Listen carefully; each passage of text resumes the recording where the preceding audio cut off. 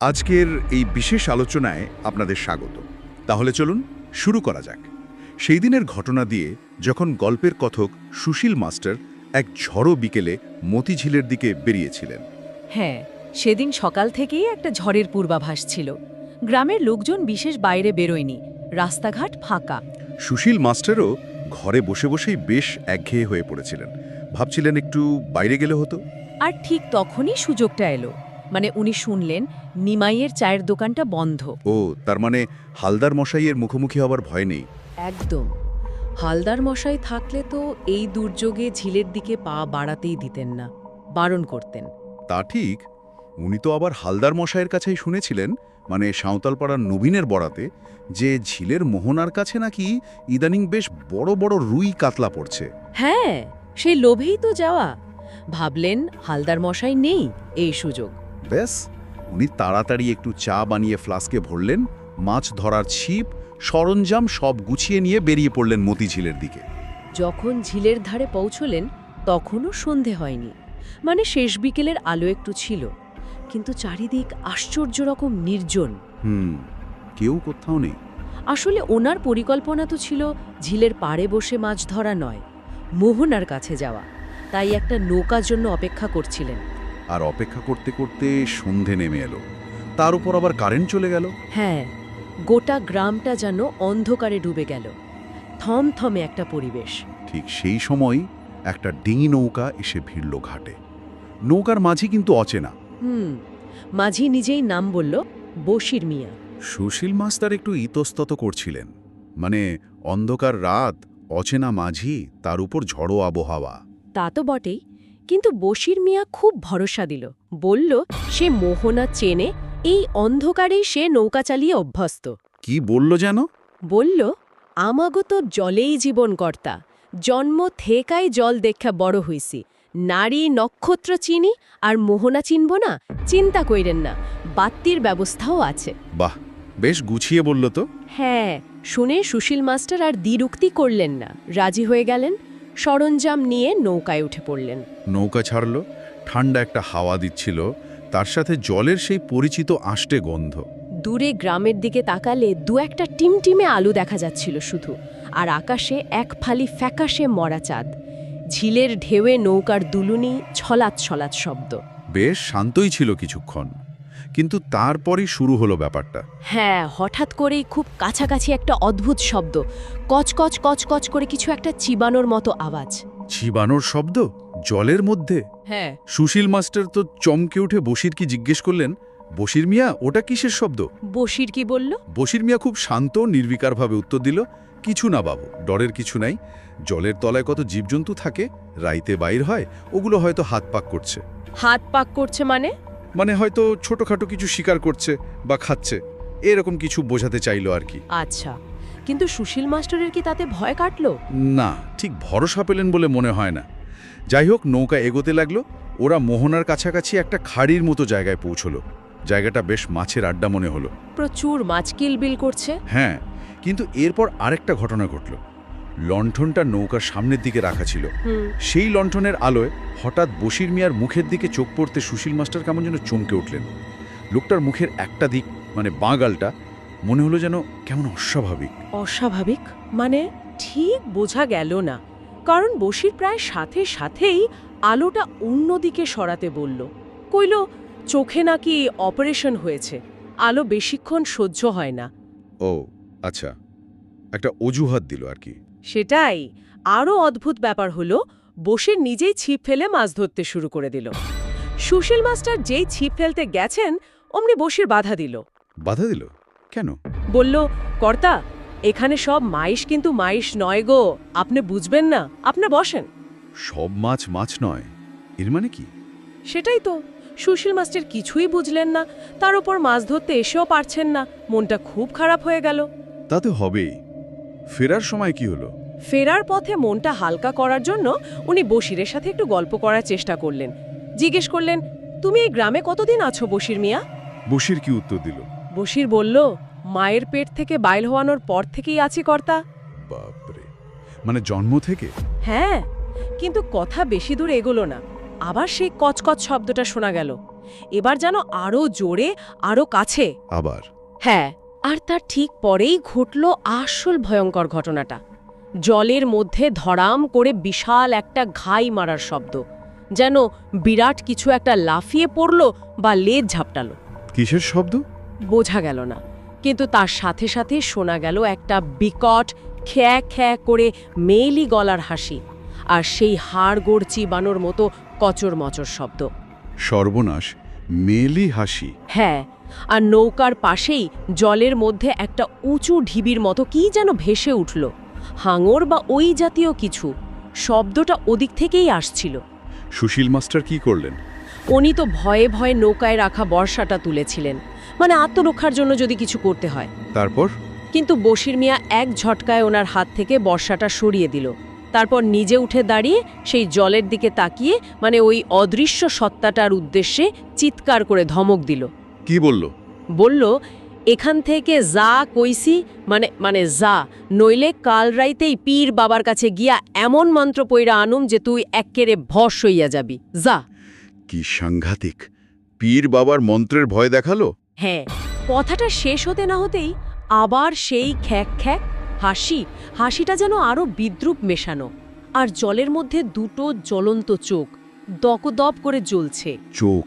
হ্যাঁ, আগুনের গোলার মতো দুটো চোখ, সোজা ওদের নৌকার দিকে তাকিয়ে। সুশীল মাস্টারের তো ভয়ে গলা শুকিয়ে কাঠ, কথা বন্ধ হয়ে যাওয়ার জোগাড়। এ তো অবিশ্বাস্য।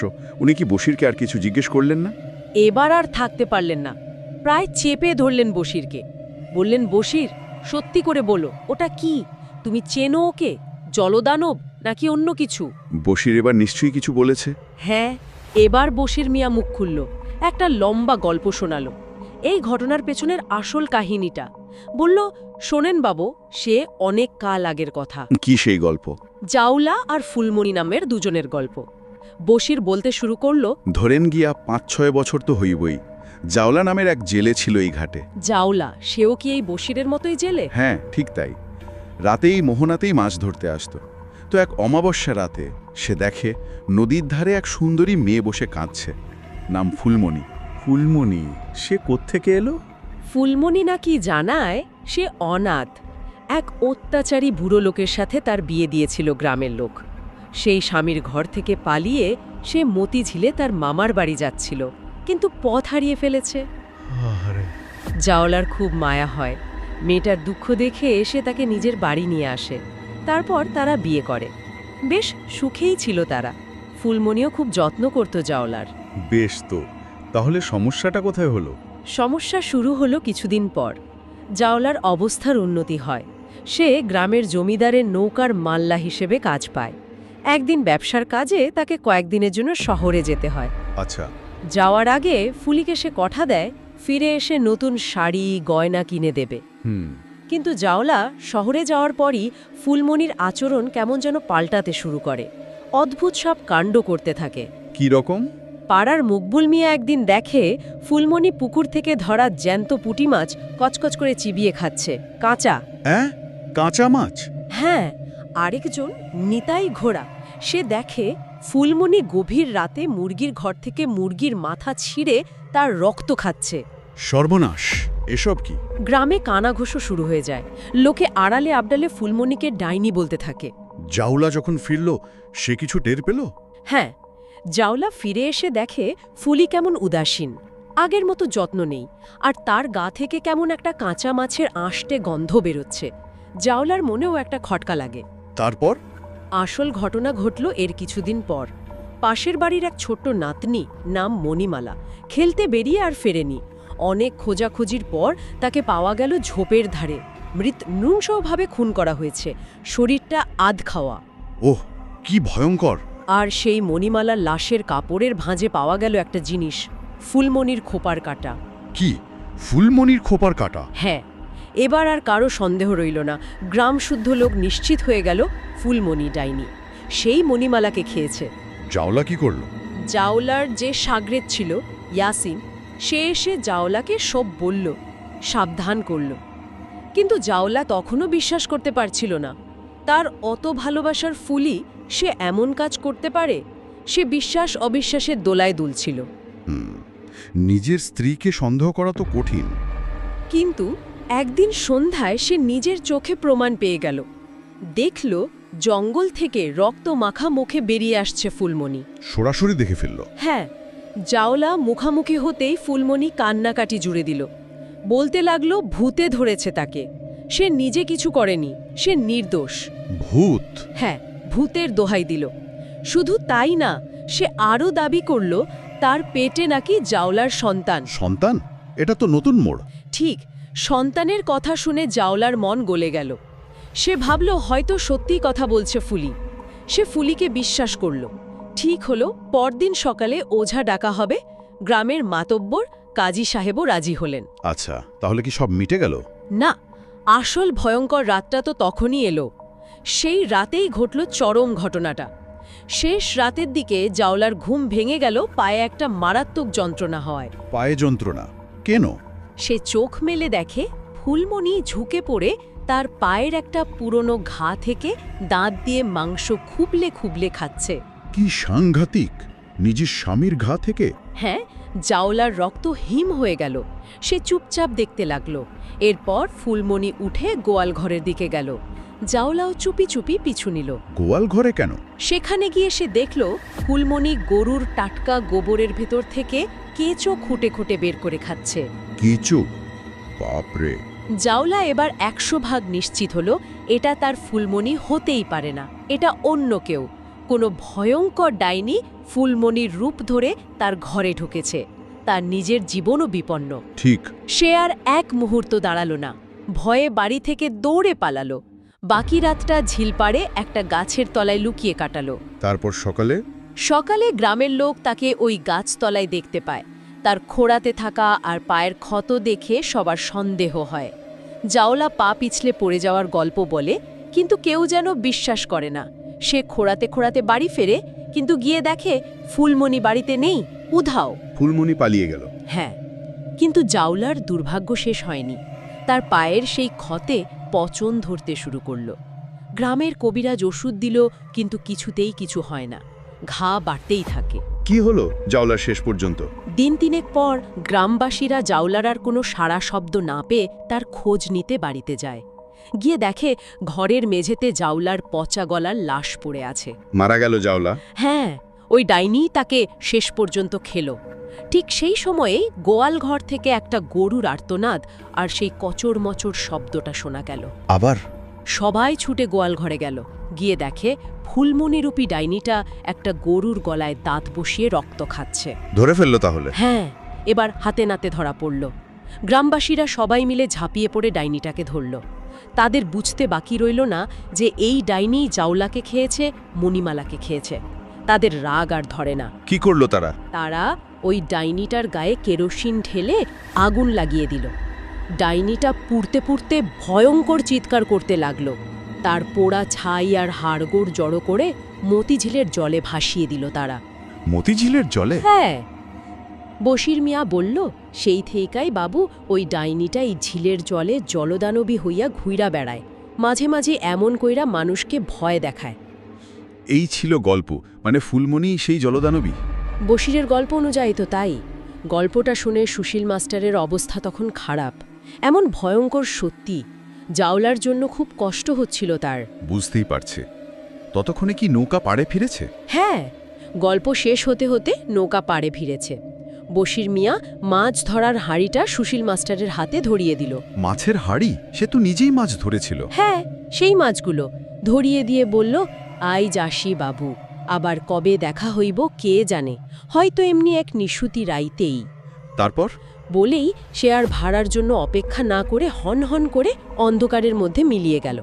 সুশীল মাস্টার পেছন থেকে কয়েকবার ডাকলেন, কিন্তু কোনো সাড়া নেই। ভাড়াও নিল না। অদ্ভুত লোক তো।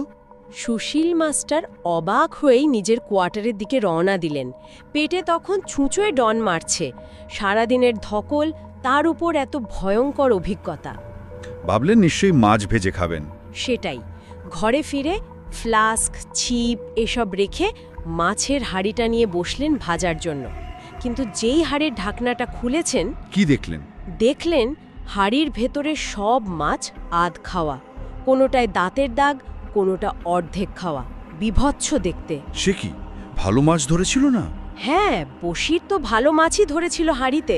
তাহলে এই অবস্থা করলো কে আর কখন করলো? সুশীল মাস্টারের আর খিদে রইল না। ভয়ে সারা রাত দু চোখের পাতা এক করতে পারলেন না। ভয়ানক ব্যাপার। পরের দিন সকালে কি হলো? পরদিন সকালে উনি গেলেন নিমাইয়ের চায়ের দোকানে। সেখানে তখন হালদার মশাই সহ গ্রামের আরও কয়েকজন বসে আড্ডা দিচ্ছেন। গ্রামের সকালের পরিচিত দৃশ্য। সুশীল মাস্টার দিয়ে বসেন। কাল রাতের ঘটনাটা মন থেকে কিছুতেই মুছতে পারছিলেন না। ইতস্তত করে সবাইকে বললেন পুরো ঘটনাটা। বশির মিয়ার নৌকায় ওঠা থেকে শুরু করে কচকচ শব্দ, জ্বলন্ত চোখ, জাওলা ফুলমণির গল্প, আর শেষে আধ খাওয়া মাছের হাঁড়ি। শোনার পর অন্যদের প্রতিক্রিয়া কি ছিল? সবাই চুপ। সবার মুখ ভয়ে ফ্যাকাশে হয়ে গেছে, বিশেষ করে হালদার মশাইয়ের। উনি কাপা কাপা গলায় জিজ্ঞেস করলেন, সুশীল ভাই, তুমি কার নৌকায় গেছিলে কইলা? মাঝির নাম কে কইলা? সুশীল মাস্টার বললেন, কেন, বশির মিয়া, এখানকারই লোক তো মনে হলো। হালদার মশাইয়ের মুখটা আরও সাদা হয়ে গেল। বললেন, বশির মিয়া? হ্যাঁ, কেন, কোনো সমস্যা? হালদার মশাই তখন যা বললেন সেটা শুনে সুশীল মাস্টারের পায়ের তলের মাটি সরে গেল। কি বললেন হালদার মশাই? হালদার মশাই বললেন, শোনো মাস্টার, তুমি যার কথা কইতাছ ওই বশির মিয়া, সেই তো হইল জাওলা। জাওলা? মানে যে গল্পটা সে বলল সেই জাওলা? হ্যাঁ। হালদার মশাই বললেন, ওই জাওলাই তো 5 বছর আগে ডাইনির হাতে মারা গেছে। ওই যে জঙ্গলের ধারে, তার পোড়ো ভিটাটা এখনো পড়ে আছে। তার মানে সুশীল মাস্টার যার নৌকায় চড়েছিলেন সে ভূত? ঠিক তাই, জাওলার ভূত। হালদার মশাই আরও বললেন, মাঝে মাঝে নাকি ঝড় বাদলের রাতে বা কেউ বিপদে পড়লে জাওলার ভূত ডিঙি নিয়ে এসে মানুষকে সাহায্য করে, পার করে দেয়, কারো কোনো ক্ষতি করে না। তাহলে মাছগুলো ওরকম আধ খাওয়া করলো কে? হালদার মশাই বললেন, ওই কাজটা করেছে ফুলি ডাইনি, মানে যে এখন জলদানবী হয়ে গেছে, সেই হয়তো আড়াল থেকে মাছগুলো নষ্ট করে দিয়েছে। বশির ওরফে জাওলার ভূত তো ভালো। কি সাংঘাতিক! সব শোনার পর সুশীল মাস্টারের কি অবস্থা? সুশীল মাস্টাররা দাঁড়িয়ে থাকতে পারলেন না। হাত থেকে চায়ের ভাঁড়টা ঠং করে মাটিতে পড়ে ভেঙে গেল। উনি শুধু স্তব্ধ হয়ে খোলা জানালা দিয়ে দূরের মতিঝিলে জলের দিকে তাকিয়ে রইলেন। অবিশ্বাস্য, সত্যি হাড়হীন করা একটা অভিজ্ঞতা। একদম। এই ছিল সেই রাতের বিবরণ। আবার দেখা হবে অন্য কোনো দিন, অন্য কোনো রহস্যময় কাহিনীর গভীরে।